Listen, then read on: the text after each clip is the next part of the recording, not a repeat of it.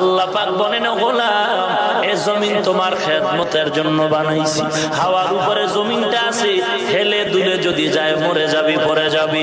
আমি আল্লাহ জমিনটার স্থির করে দিলাম। আলাম নাজআলিল আরদা মিহাদা ওয়াল জিবালা আওতাদা। এই জমিন আমি পাহাড় দিয়া স্থির করে রাখলাম। আল্লাযী জাআলা লাকুমুল আরদা ফিরাশা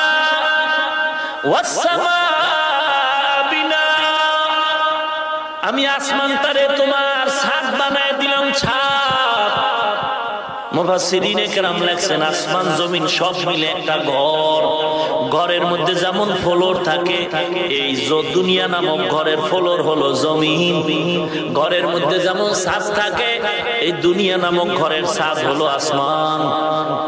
এরপরে ঘরের মধ্যে টেবিল, চেয়ার, গাছ, ফল, হান্ডি বাসন, খানার সব আঞ্জাম। আল্লাহ বলেন, এই দুনিয়া নামক ঘরের মধ্যে চলার জন্য রাস্তা লাগবে, দরজা লাগবে, পানি লাগবে, আগুন লাগবে। এই দুনিয়ার সব আমি ব্যবস্থা করে দিয়েছি। আল্লাযী জাআলা লাকুমুল আরদা ফিরাশা ওয়াস সামাআ বিনাআ। আসমানটারে আমি ছাদ বানায় দিয়েছি। তোর এই ঘরের মধ্যে আলোর প্রয়োজন, আমি আল্লাহ সূর্য বানায় দিনের আলোর ব্যবস্থা করেছি। রাতের আধার অন্ধকার দূরের জন্য চাঁদের আলোর ব্যবস্থা করেছি। কেমন কুদরতের মালিক, একটু চিন্তা করে দেখ। আমারে পছন্দ হয়নি, আরে তোর মালিক আল্লাহরে যদি পছন্দ হয় তাহলে সেই রবের ইবাদত করবি। কেমন দয়ার মালিক। ওই যে সূর্য আমরা দেখতে পাই, এটা চতুর্থ আসমানে সূর্য। কোন আসমানে? কথা আল্লাহ পাক বলেন, গোলাম, এই জমিন তোমার খেদমতের জন্য বানাইছি।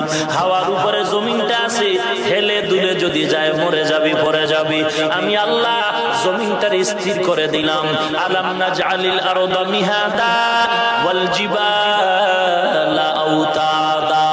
এই জমিন আমি পাহাড় দিয়া স্থির করে রাখলাম। আল্লাযী জাআলা লাকুমুল আরদা ফিরাশা ওয়াস সামাআ বিনাআ। আমি আসমান তারে তোমার ছাদ বানায় দিলাম, ছাদ। মুফাসসিরিনে কেরাম লেখছেন, আসমান জমিন সব মিলে একটা ঘর। ঘরের মধ্যে যেমন ফ্লোর থাকে, এই দুনিয়া নামক ঘরের ফ্লোর হলো জমিন।